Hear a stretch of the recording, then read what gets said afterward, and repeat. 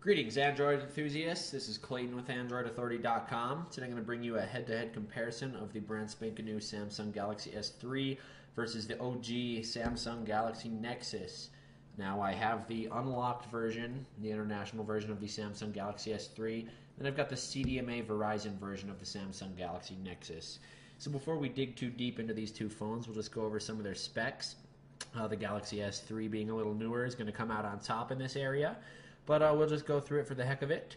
So to start off, the Galaxy Nexus has a 4.65-inch Super AMOLED display, and the resolution on that is 720 by 1280p. And the Galaxy S3 has a 4.8-inch Super AMOLED display, also with a resolution of 720 by 1280. Now, we do have a difference. The Samsung Galaxy Nexus has 316 pixels per inch, so you get a nice clear image. And you get a clear image on the Samsung Galaxy S3 as well, but it's only 306 pixels per inch. So there's about 10 pixels per inch more on the Samsung Galaxy Nexus, but the Samsung Galaxy S3 is made out of Corning Gorilla Glass. Now, the Samsung Galaxy Nexus has 1 GB of RAM, and so does the Galaxy S3, but the Galaxy Nexus is running a dual-core 1.2 GHz Cortex-A9 processor, the TI OMAP chipset, and the GS3 has a quad-core 1.4 GHz Cortex-A9 with the Exynos chipset. Now, I've got a case on both of these phones, but I'll just pop that off so we can get a good look at what these look like in all their glory there, and got a low battery on this thing. We'll just take this out and take the Galaxy Nexus out of its case. So as you can see here, these are our two phones. They're just about as thick as each other at the top of the Galaxy Nexus, at least. Then the bottom of the Galaxy Nexus gets a little bulbous because I am running a extended battery. I'll get into that in a minute. Anyways, this is our top view. On the Galaxy S3, we have our headphone jack on top. We've got that on the bottom of our Galaxy Nexus, and our micro USB port is on the bottom for both. Our volume rocker is on the same side. We've got the up and down, of course, and so is our power button. But the Galaxy Nexus has our 3-pin dock connector right there. Anyways, if you see, we'll turn this up like this. If you can catch that, the Galaxy Nexus does have a curved glass screen. So it's not the Corning Gorilla Glass, but it is curved. It's a really nice, sexy look there. Anyways, on the back of the Galaxy Nexus, we've got a 5-megapixel rear-facing camera with a maximum resolution of 2592 by 1944 pixels. And then on the back of the Samsung Galaxy S3, we've got an 8-megapixel rear-facing camera with a maximum resolution of 3264 pixels by 2448. Now, they both record in 1080p, and they both have LED flash.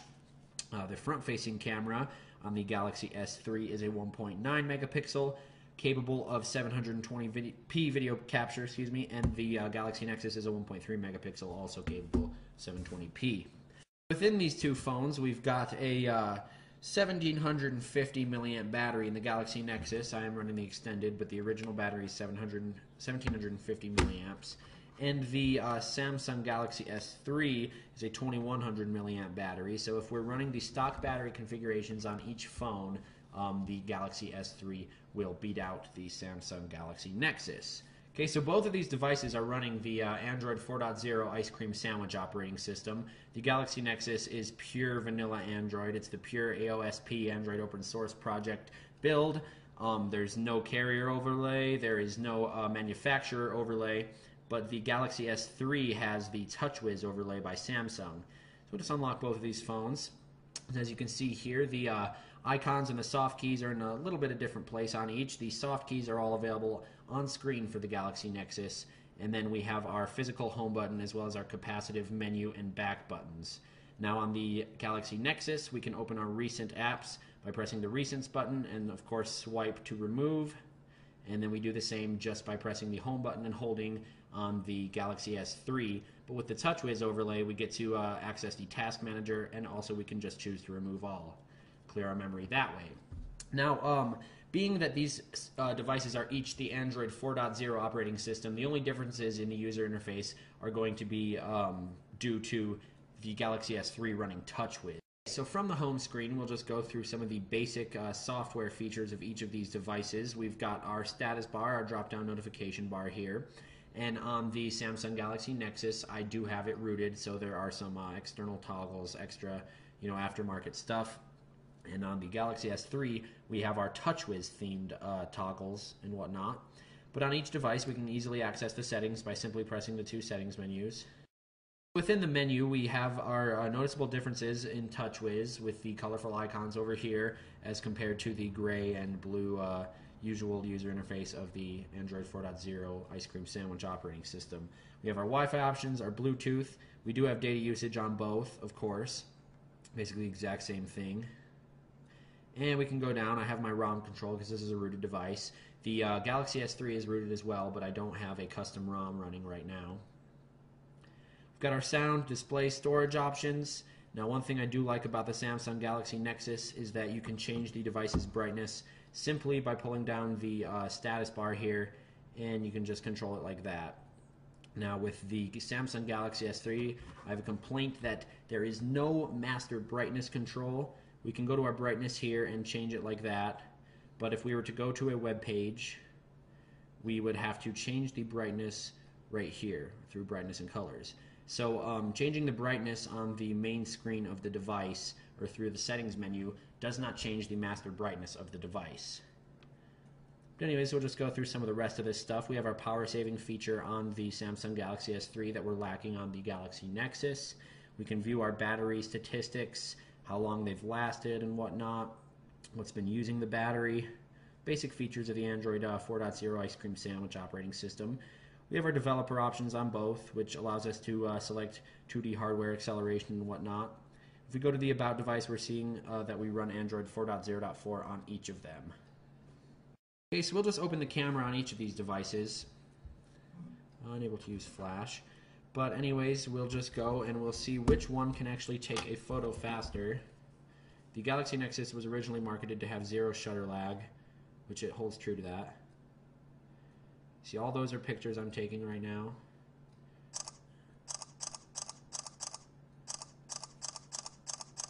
And I take them just about as fast.